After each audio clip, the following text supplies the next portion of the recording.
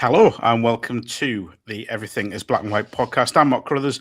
I'm your host for today's episode, and it is time for a view from the opposition. Newcastle United currently preparing for their FA Cup fourth round tie at Premier League rivals Aston Villa. And joining us to give a view from the opposition, it is Frankie Maguire from the All Villa No Filler podcast.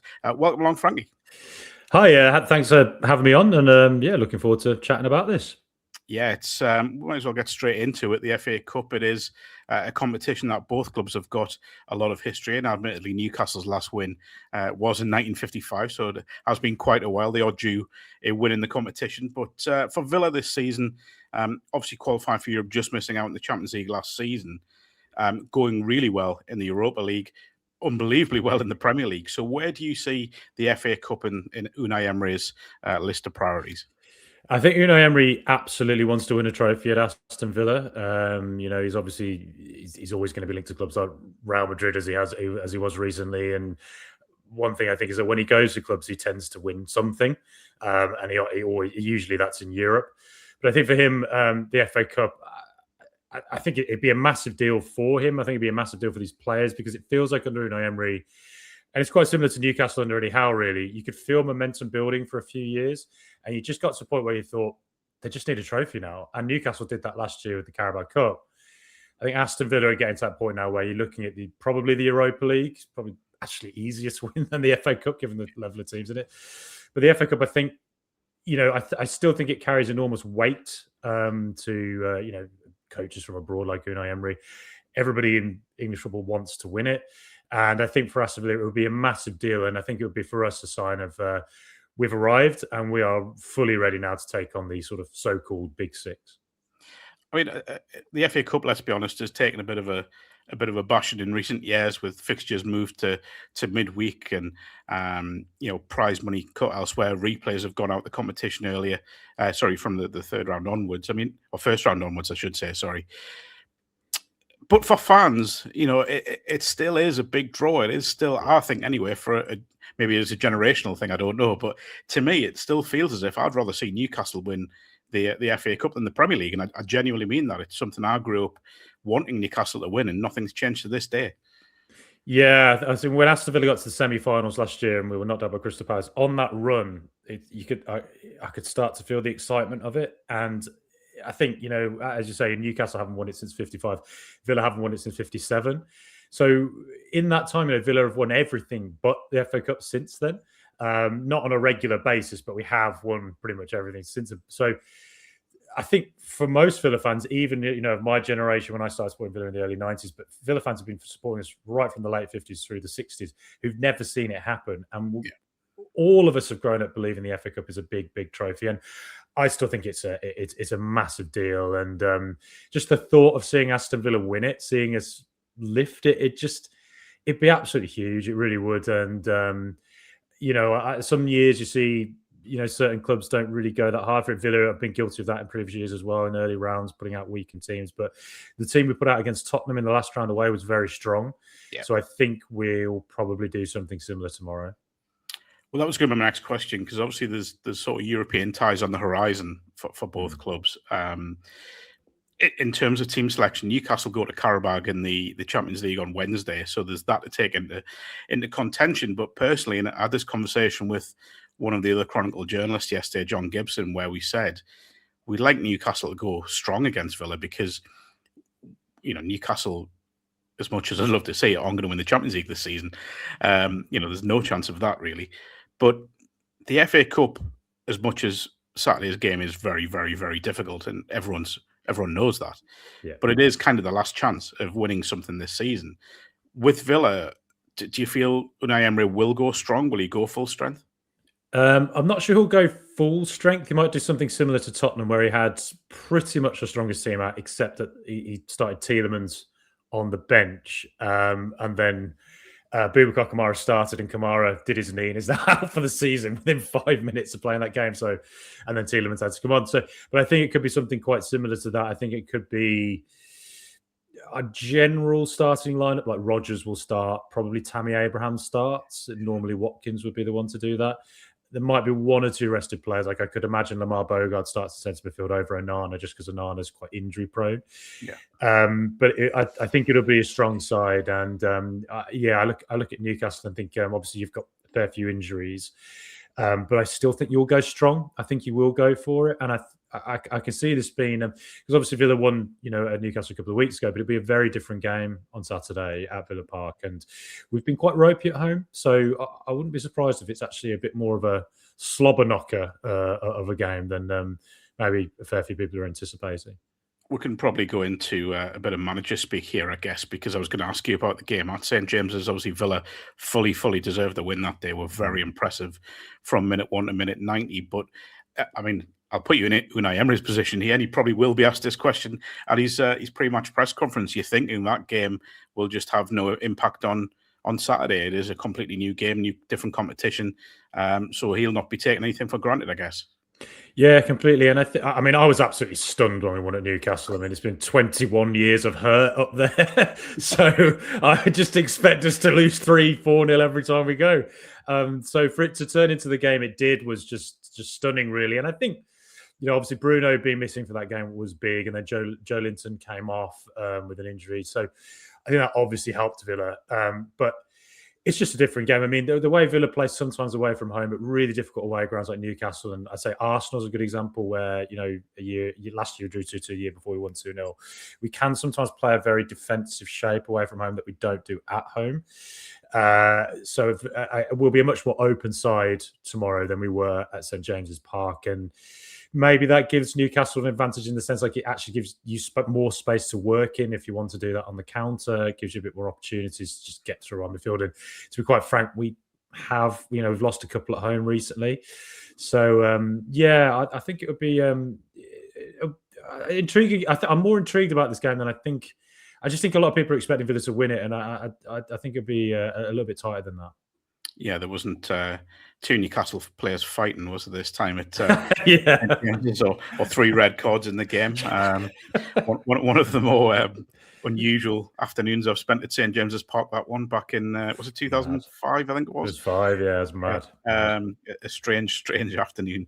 I mean, I look at Villa and as someone who follows Newcastle, I've seen a lot of Villa this season, and the one player that stands out is Morgan Rogers. And we've had this discussion on here many a time about players from the Championship who are ready to step up or could step up.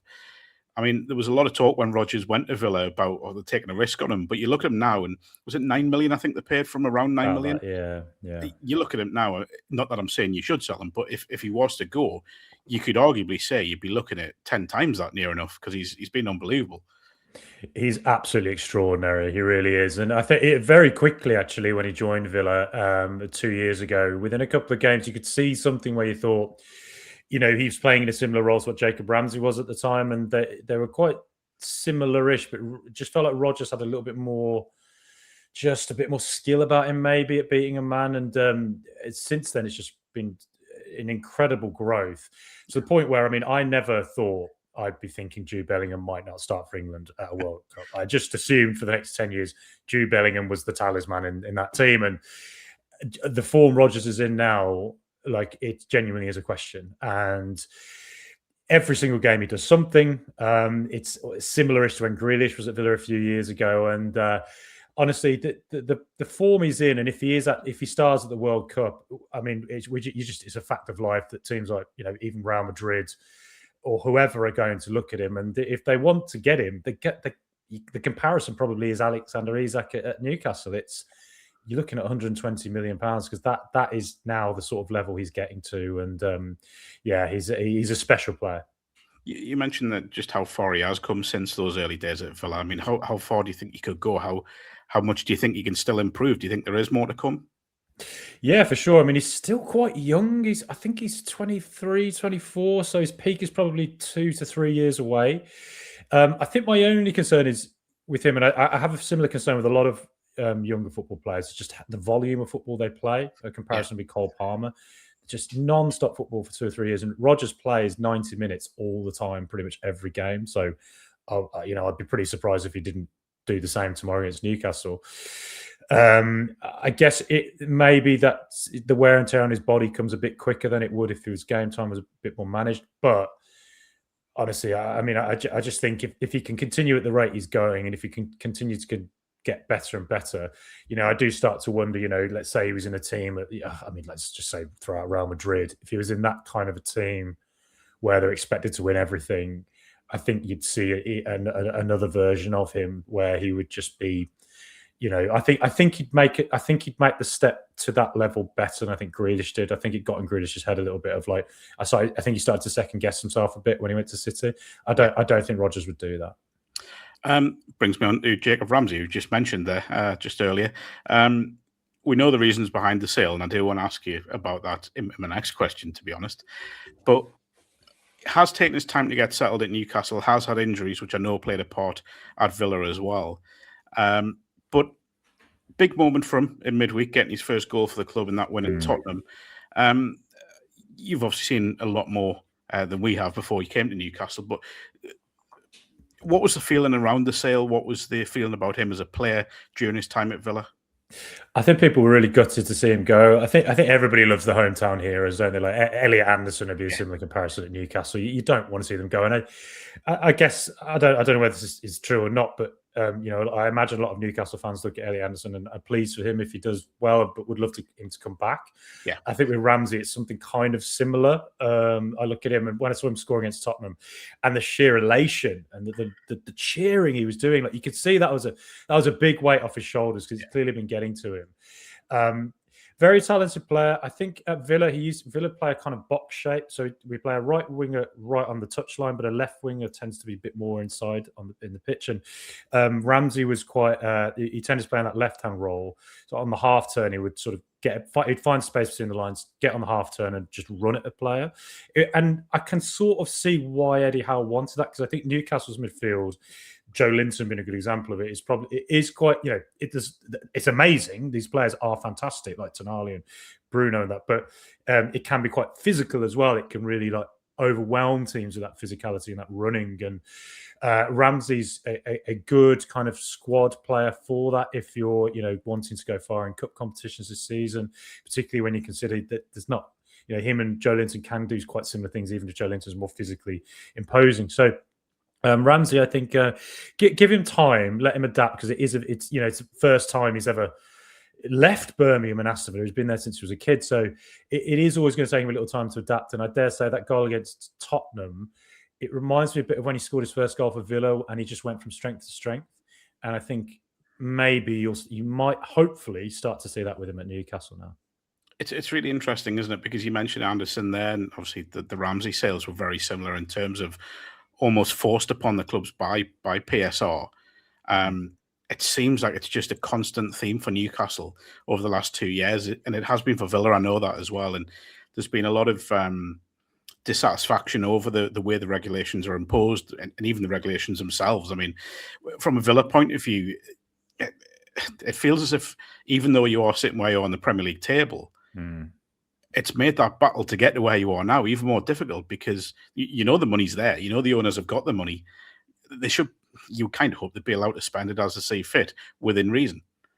Yeah, it definitely feels like there has to be some kind of evolution within PSR. I know they're going to SCR, but it feels like there has to be some kind of evolution within it, which enables teams to just be a bit more competitive somehow.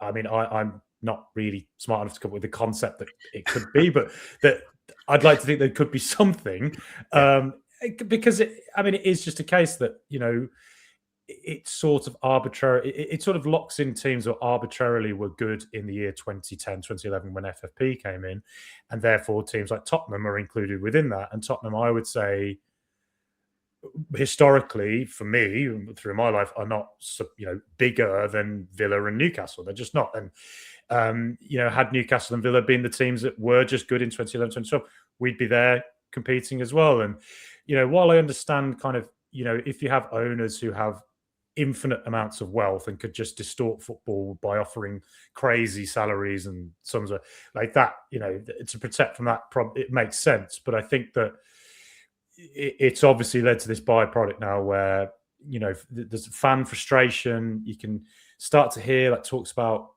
people talk about corruption and things like this. And it's not a healthy place to be, really. So that I think there certainly has to be some kind of evolution. I don't exactly know what that is, but it's not a healthy place when you have two teams like Aston Villa and Newcastle who've done so well in recent years against all the odds, really, and it just feels like you're constantly hitting a glass ceiling. There's not much further you can go when teams like Tottenham, who are doing terribly, can just go and get Conor Gallagher over Aston Villa by just spending that bit more, which we have but can't spend. That doesn't really check out that well to me.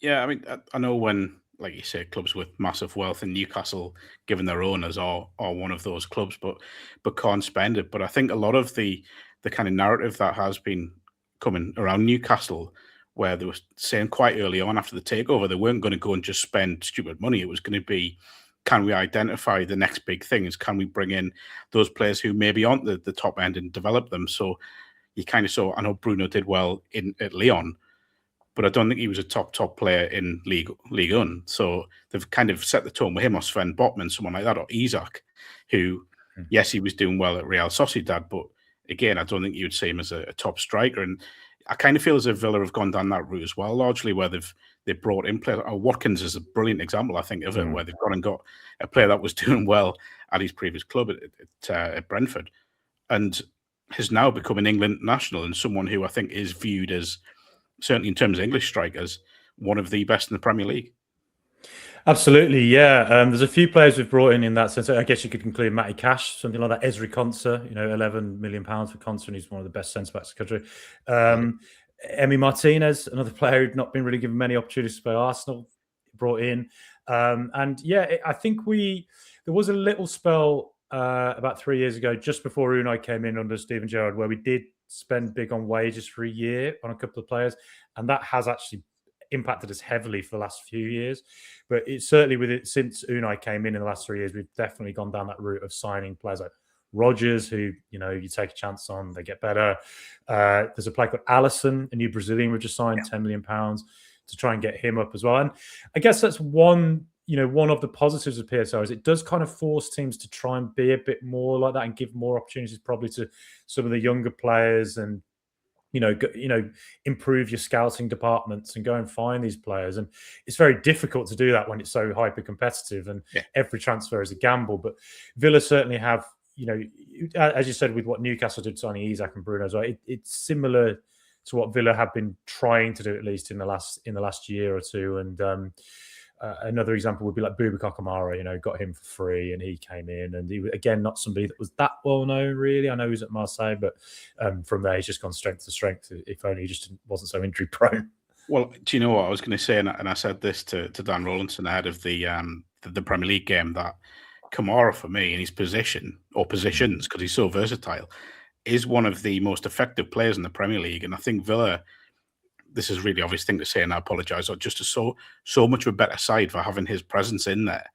And I feel so sorry for him, because he doesn't just get niggling injuries, does he? He tends to get big ones. But you meant, great example of a player who's coming in, kind of under the radar a little bit, and has made a massive impact. But just one last one back to Saturday. I mean, how do you see the game panning out? Again, we mentioned it's probably going to be a very different game to the one at St James's Park last month, because Villa will adopt a different approach. I've got to be honest, I've no idea how Newcastle are going to approach this game, because Newcastle away from home are kind of, well, I was going to say unpredictable, but up until Tuesday, they were very predictable. You would imagine there'll be confidence there to go and maybe attack Villa, but at the same time, I always feel as Newcastle away from home, their natural sort of inclination is just to sit back and try and absorb a bit of pressure and play on the break.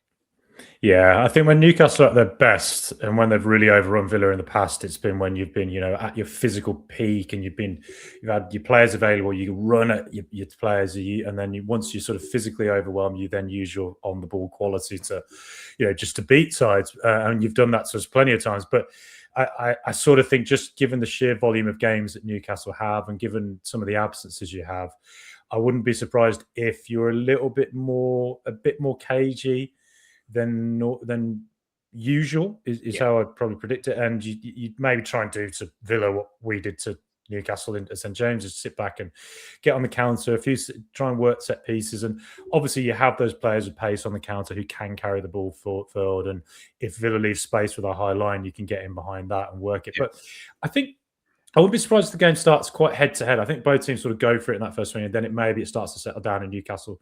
Maybe just starts going to sort of that 4-5-1 shape you often do, and you make it difficult for Villa to play through that and then get us on the break. And that tends to be how teams have actually got results against us at Villa Park recently. Brighton tried to do it the other day and it nearly paid off, but it worked for Brentford and Everton. I just think I sort of have a feeling that for Newcastle, it's just the sheer game volume, the injury load, and the fact you've now got to travel quite a long way midweek.